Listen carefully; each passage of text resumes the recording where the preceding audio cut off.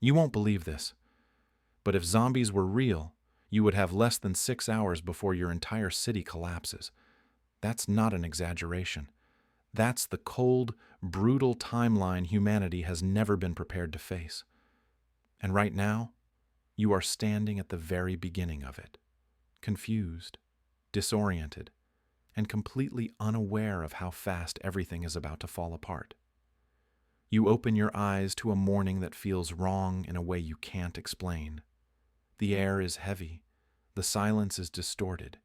Your instincts, usually quiet, suddenly sharpen like someone just flipped a switch inside your skull. Humans only feel this kind of primal alert when something catastrophic is unfolding. And today, your instincts are screaming. You step toward the window, and what you see freezes you in place. A man stands in the middle of the street, body twitching in unnatural spasms, mouth hanging open as if trying to scream, but failing. His skin is pale, stretched, almost lifeless. At first, you think he's injured, until you notice the way he moves, jerky, broken, disconnected from anything human. Then another figure appears behind him, and another, and another. That's the moment the truth slams into you. This isn't chaos. This isn't an accident. This is the beginning of an outbreak. Your heartbeat surges so violently you feel it in your throat. There is no official warning, no emergency broadcast, no government message telling you what to do.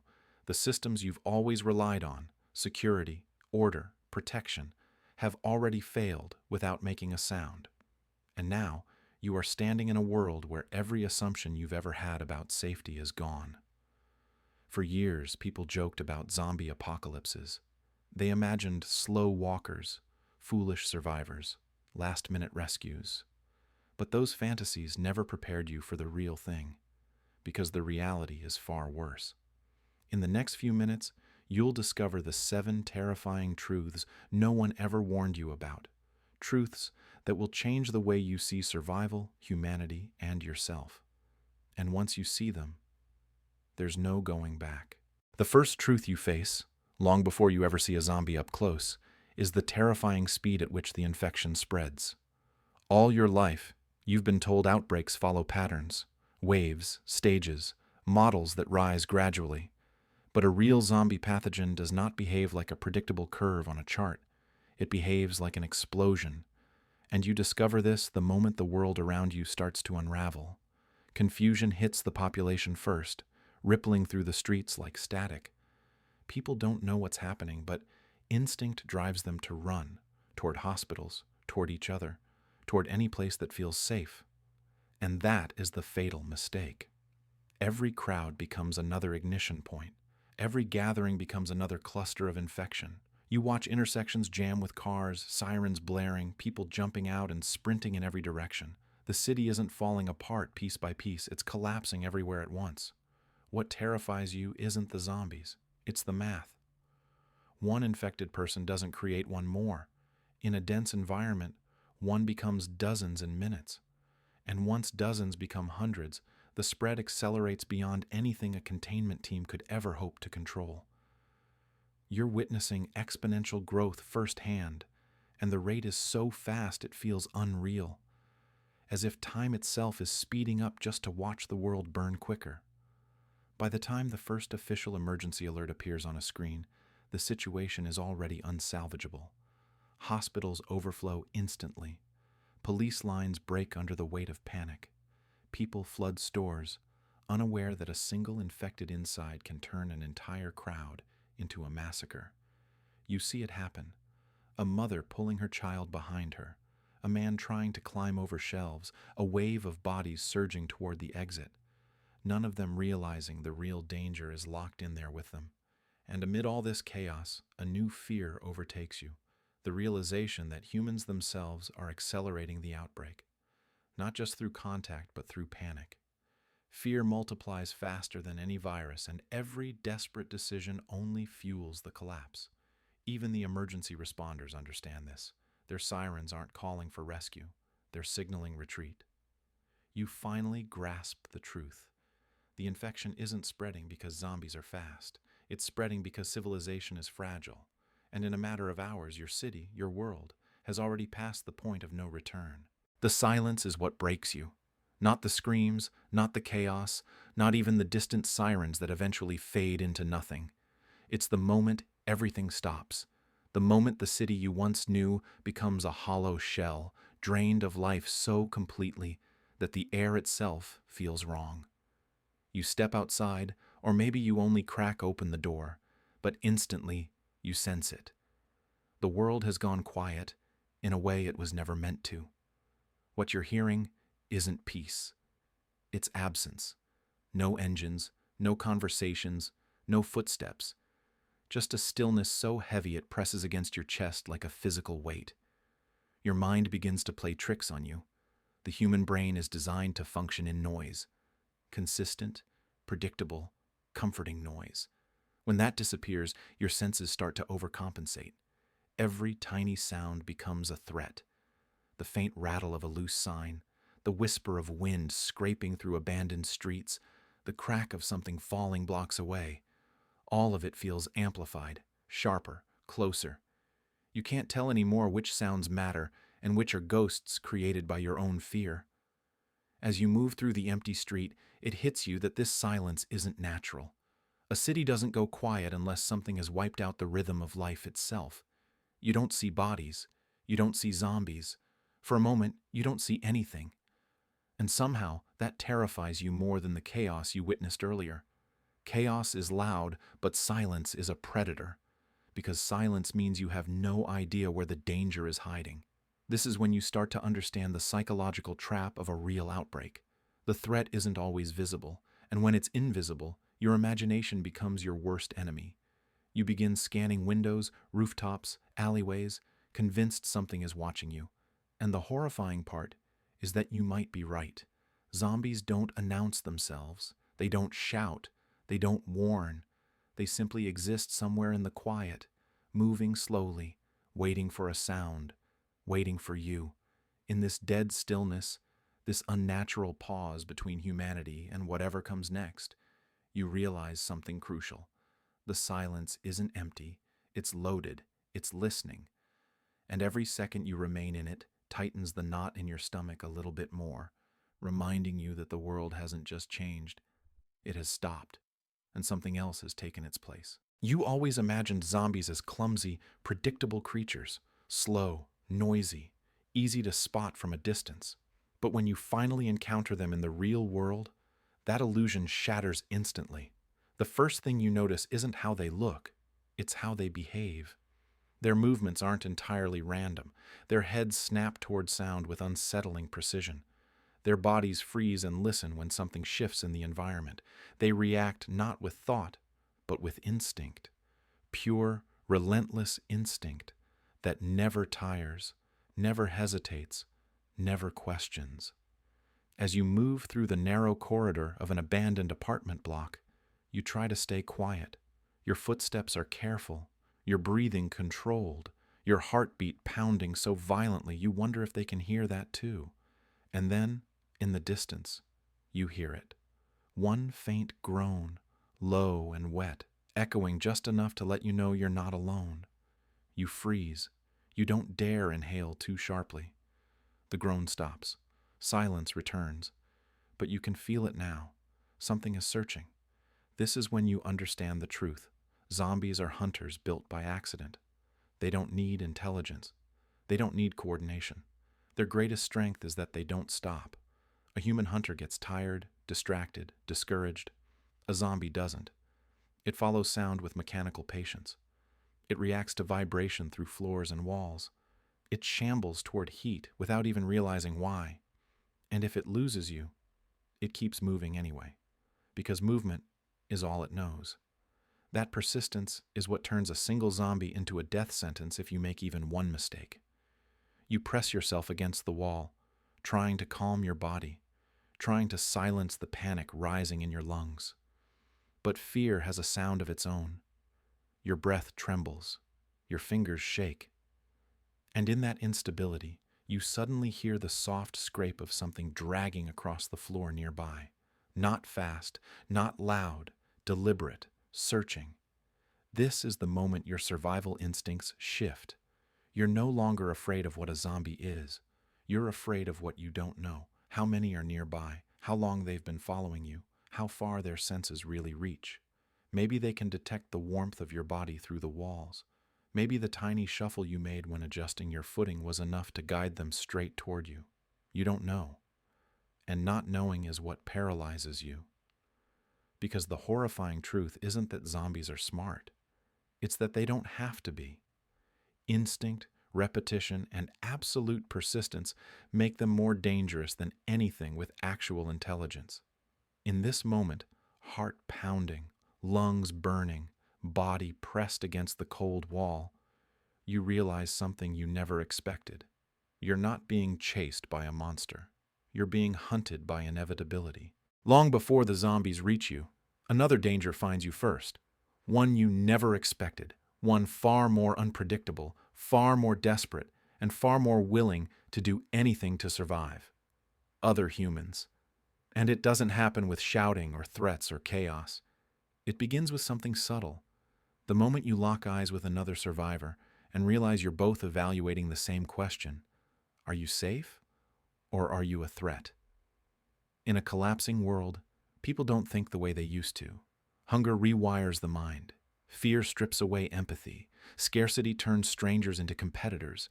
And the moment resources run low, food, water, medicine, even shelter, every human becomes a potential enemy. You experience this for the first time when you approach what looks like an intact convenience store.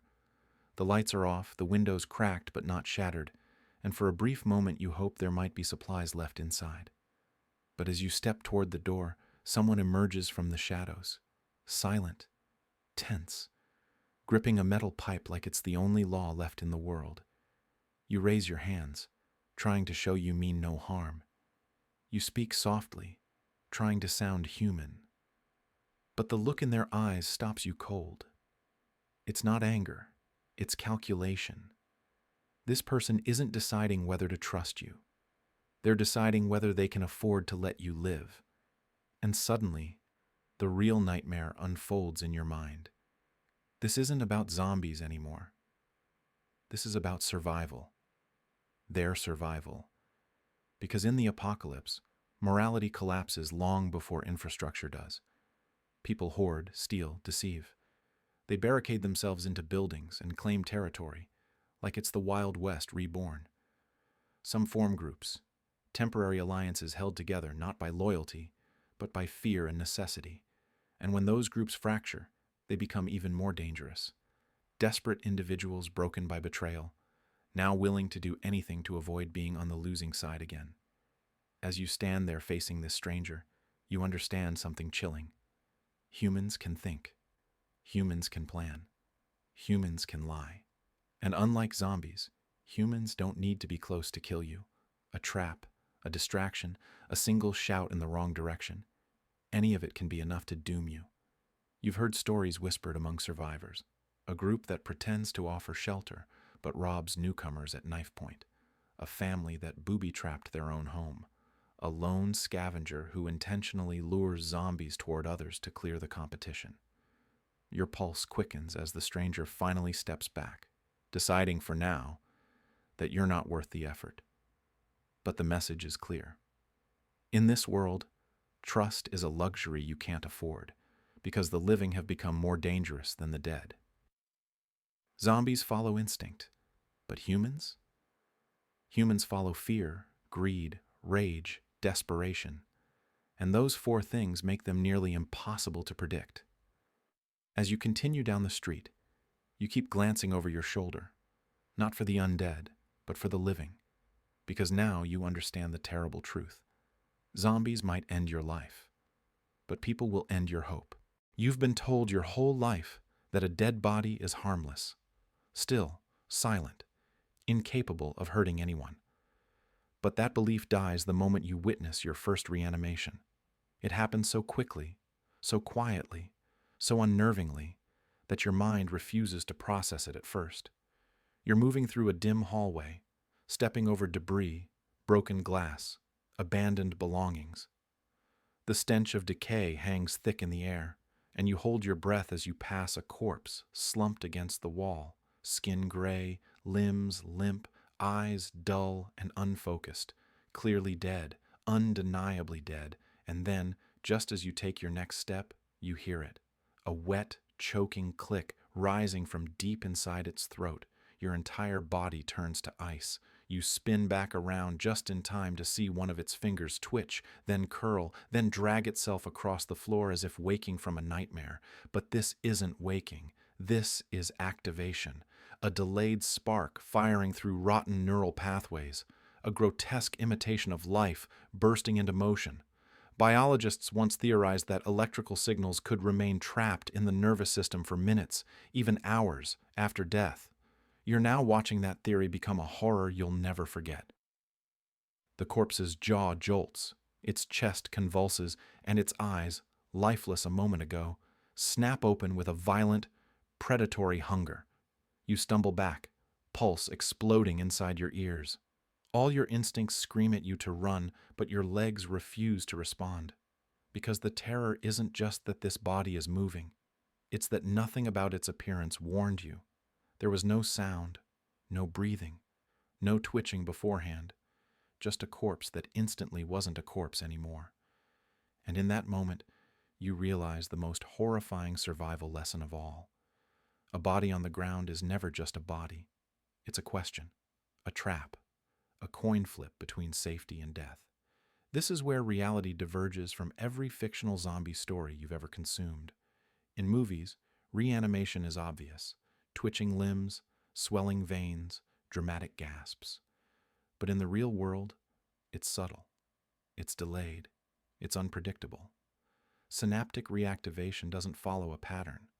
Some corpses rise instantly. Others react minutes later. Some take hours. And a few remain still for so long that survivors begin using them as markers, until one of them chooses a random moment to lunge. You start to understand why so many people die in the early outbreak. Not because they're careless, not because they're reckless, but because they trust what their eyes tell them. They believe death looks like death. They believe stillness means safety. But out here, stillness is the most deceptive danger of all. As you back away from the reanimating corpse, your breath finally returns, shaky and uneven. You don't wait to see how fast it rises. You don't stay long enough to hear the first hungry growl escape its throat. You simply run, because the lesson has carved itself into your mind forever. In a world overrun by the infected, nothing stays dead. And the moment you forget that, you join them. You don't realize how much you depend on the world's constant chatter, news alerts, messages, voices, radio static, until the moment every single one of them disappears. At first, you think it's a temporary outage, maybe a downed tower or a damaged power grid. But the longer the silence stretches, the more you start to feel something you never expected. Isolation so complete it feels like a physical force pressing in on you from all sides. You try your phone again. Nothing. You switch to offline radio, only static. You climb to higher ground, searching for a signal, a beacon, a single voice calling out from somewhere, anywhere. But the world has gone quiet. The truth settles over you slowly, heavier than fear, heavier than grief. Communication hasn't just failed. It has died. Entire networks, satellite, cellular, broadcast, have collapsed under the weight of panic, abandonment, and infrastructure shut down. And without communication, humanity's greatest survival tool vanishes. There are no instructions, no updates, no evacuation routes, no reassurance that someone, somewhere, still has control of the situation. You stand on a rooftop overlooking the city, watching smoke rise from distant buildings, watching the streets below twist into black veins of emptiness. And in that eerie stillness, the silence becomes something far more dangerous than the groans of the infected. It becomes a reminder that you might be completely, utterly alone. Your mind races through possibilities. Maybe the military has fallen. Maybe the government retreated. Maybe emergency centers were overrun. Or maybe survivors out there are trying to reach each other just like you are, and failing. And the horrifying part is that you have no way of knowing which of those realities is true. The world could be fighting back, or it could already be gone. In this communication vacuum, paranoia blooms. Every movement in the distance could be a survivor or a threat. Every faint sound could be help or a lure. Without information, your decisions become guesses, and guesses get people killed. You start questioning every step you take, every direction you choose, every shelter you pass, because any mistake, any assumption, any false sense of safety could lead you straight into the arms of the infected. This is the moment you finally understand the true psychological devastation of isolation. Humans aren't meant to navigate catastrophe alone. You need connection, guidance, confirmation that you're not the last sane mind in a crumbling world. But the silence gives you nothing. No hope, no direction, no sign of life beyond your own heartbeat. You stare out into the vast, motionless city, and a cold truth grips you. The world hasn't just fallen quiet. It has cut you off. And without the voices of others, without proof that humanity still exists, you begin to feel yourself slipping into the same emptiness that has swallowed everything else. You've spent every moment of this nightmare believing zombies were the true threat, the monsters responsible for the collapse of everything you once knew. But as the hours stretch into something unrecognizable, a new and far more devastating truth reveals itself. The real terror isn't the undead wandering the streets. It's the death of the world that held everything together. Bit by bit, the structure of society, the invisible framework that made your life predictable, safe, and sane, has quietly rotted away, leaving you suspended in a reality that no longer resembles the one you were born into. It hits you slowly at first. You notice the absence of emergency vehicles, no rescue teams, no coordinated response. You realize the hospitals aren't overwhelmed anymore because they simply aren't functioning. You grasp that grocery stores, banks, transportation systems, and public services haven't just shut down. They've ceased to exist as concepts. And then the final realization strikes you with brutal clarity. Civilization didn't fall because zombies appeared. Civilization fell because it was never built to survive something like this. You walk past a row of dark skyscrapers, their windows shattered, their hallways empty, and you understand you're not just witnessing a city in crisis. You're witnessing the end of the systems that defined humanity for centuries. The infected may have sparked the collapse, but it's the absence of structure, order, and belief that keeps the world from standing back up. There is no government to call, no authority to defer to, no institution to save you. Everything you depended on was far more fragile than you ever realized. And now that it's gone, the world feels impossibly vast and brutally indifferent. As daylight fades into a dim, reddish haze, you feel the weight of a revelation that shakes you far more than any zombie encounter ever could. Without society, you are no longer a citizen, a neighbor, a coworker, or a member of anything recognizable. You're just a single organism navigating a dead ecosystem, stripped of identity, stripped of purpose, stripped of context. Civilization wasn't just a system, it was the foundation of who you were. And now, without it, you can feel pieces of yourself slipping away. You crouch behind a burnt-out vehicle, listening to distant groans echoing through empty streets, and for the first time, you truly grasp what has been lost. The horror isn't the infected. The horror is that they've erased the world you were meant to return to. There is no normal waiting on the other side of survival. No promise that life can ever be rebuilt into something recognizable. You're not fighting to preserve a future. You're fighting to delay the inevitable truth that the future is already gone. In that quiet, terrible moment, you finally understand the deepest fear of all. The zombies didn't just end lives. They ended everything that made life worth living. Night is falling, and with it comes a shift you can feel deep in your bones. The world around you grows darker, quieter, heavier, as if the planet itself is holding its breath. You move carefully through the ruins of your once familiar city, each step echoing in the hollow spaces where life used to exist. And as you navigate this new reality, a single truth rises above all others. Survival isn't just about avoiding the infected anymore. It's about becoming someone who can exist in a world where every rule has changed. Your thoughts circle back to the person you were just a day ago, someone who trusted the system, believed in order, relied on the safety of routine. That version of you is gone, lost somewhere between the first scream and the first silence. What remains is someone harder, sharper, forced to rethink everything: where you sleep, what you eat, whom you trust, how you move, how you think. In this world, hesitation is deadly, empathy is dangerous, certainty is extinct. You find a moment of shelter inside the skeletal frame of an abandoned office building. Papers scatter across the floor like fallen leaves, desks overturned, chairs broken, computer monitors cracked and useless. You sit with your back against a wall, trying to steady your breathing, trying to remember what normal used to feel like. But the memories are fading, replaced by instincts you didn't know you possessed. You're adapting, molding yourself to fit a world that no longer resembles the one you understood. And with each passing hour, you ask yourself a question you never thought you'd face. Who am I becoming? Just as that thought settles, a sound cuts through the stillness, a sharp, sudden clatter from somewhere behind you. Your pulse spikes instantly.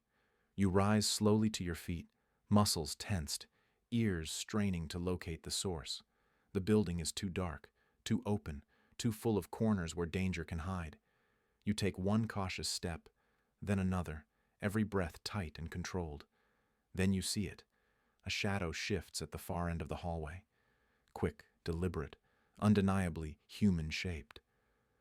Hope flickers inside you for the first time in hours. Another survivor. Someone alive. Someone who might understand what you're going through.